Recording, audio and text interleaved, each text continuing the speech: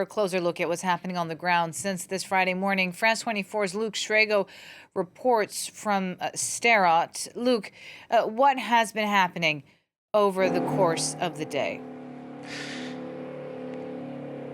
As you can see behind me, we're in the town of Sderot. Just over my right shoulder, you can see Gaza from where we are. I'm not sure if the failing light means it's a little bit hard to see, but from where we are, you can see pools of smoke hanging over the Gaza Strip with regular explosions as Israel carries out its renewed strikes. Now, since the truce ended early on Thursday morning and fighting took up anew, Israel has now announced that it has struck some 200 targets across Gaza, with ground troops moving in to demolish, they have said, booby-trapped structures, to demolish tunnel shafts and rocket launch sites.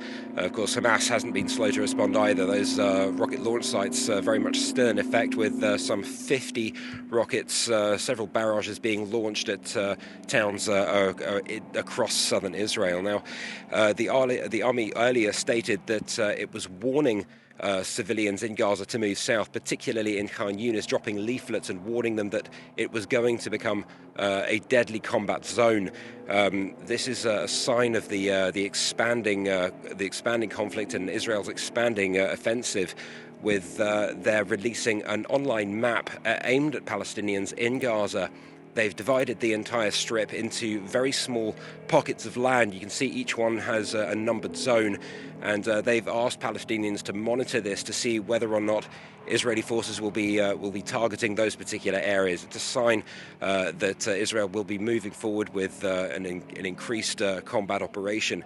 And this comes against a background of fierce international criticism of Israel in terms of the civilian displacements it's been causing. The United States has been calling on Israel to target areas in Gaza with much more precision than it has previously, and to avoid such mass civilian displacements. It's still moving forward with its aims of the war to remove Hamas completely, to retrieve its hostages, and to ensure that Gaza is never again a threat to Israel.